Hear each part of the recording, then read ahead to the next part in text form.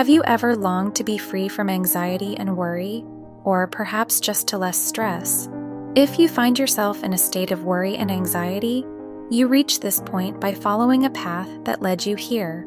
To escape from anxiety and stress, let us embrace the presence of Stoicism and be amazed at how we'll feel better after this video. Let us begin. Then what makes a beautiful human being? Isn't it the presence of human excellence? Young friend, if you wish to be beautiful, then work diligently at human excellence. And what is that? Observe those whom you praise without prejudice. The just or the unjust? The just. The even-tempered or the undisciplined? The even-tempered. The self-controlled or the uncontrolled?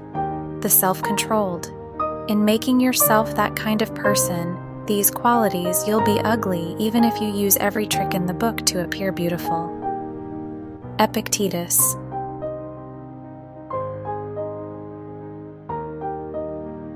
Beauty, in the eyes of Epictetus, is not merely about physical appearance or winning the genetic lottery, but rather it's rooted in the presence of human excellence.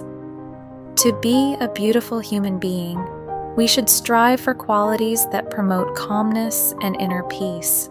This beauty is cultivated through actions and attributes that are within our control, such as fairness, self-control, and maintaining an even-tempered demeanor.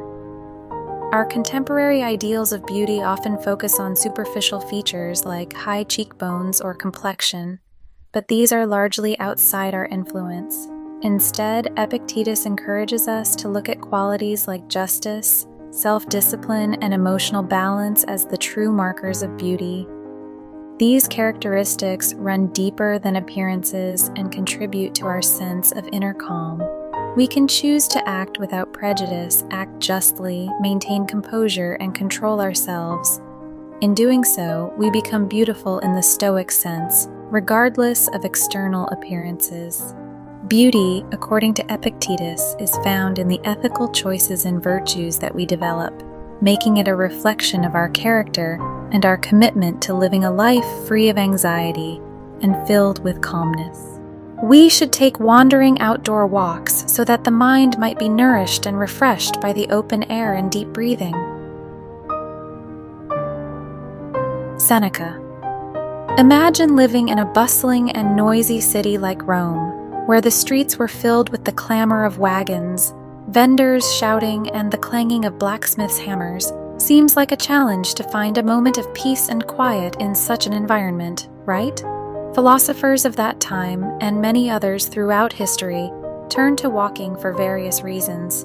They walked not only to get from place to place, but also to clear their minds and breathe in fresh air. Walking allowed people back then to escape the chaos of city life and find a tranquil space for thought and reflection. Friedrich Nietzsche once noted that valuable ideas often come from walking. So, what can we learn from this ancient wisdom? In our busy modern lives, taking a walk remains an excellent practice for maintaining mental well-being and solving problems.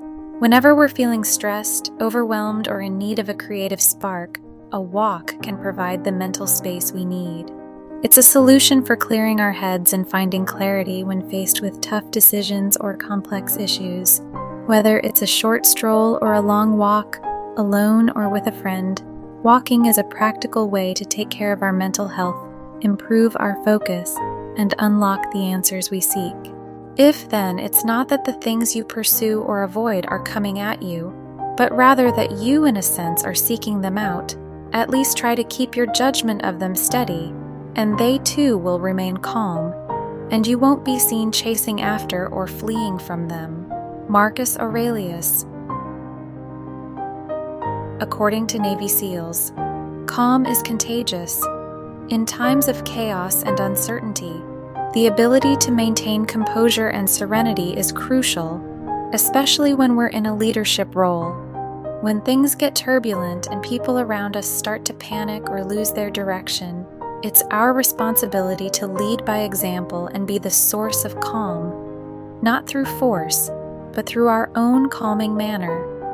In various aspects of life, whether it's in our job, relationships, or personal challenges, We want to be those who remain cool and collected in any situation, encouraging others to take a deep breath and not get overly anxious.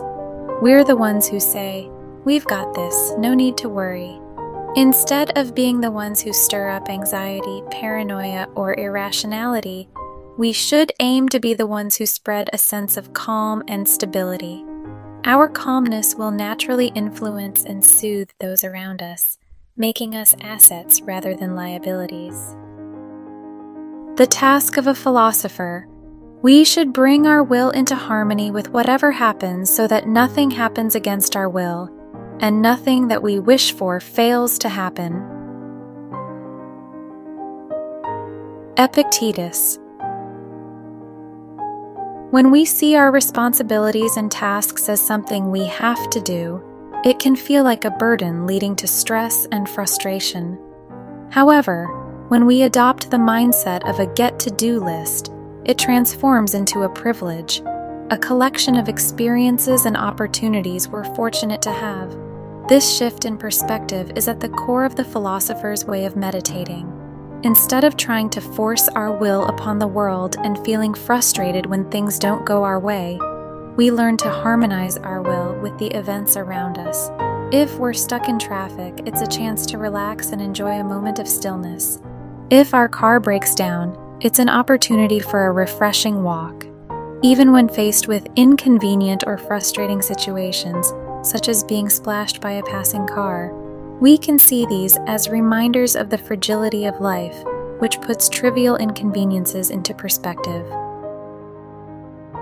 The first thing to do: don't get worked up, for everything happens according to the nature of all things, and in a short time, you'll be nobody and nowhere, even as the great emperors Hadrian and Augustus are now.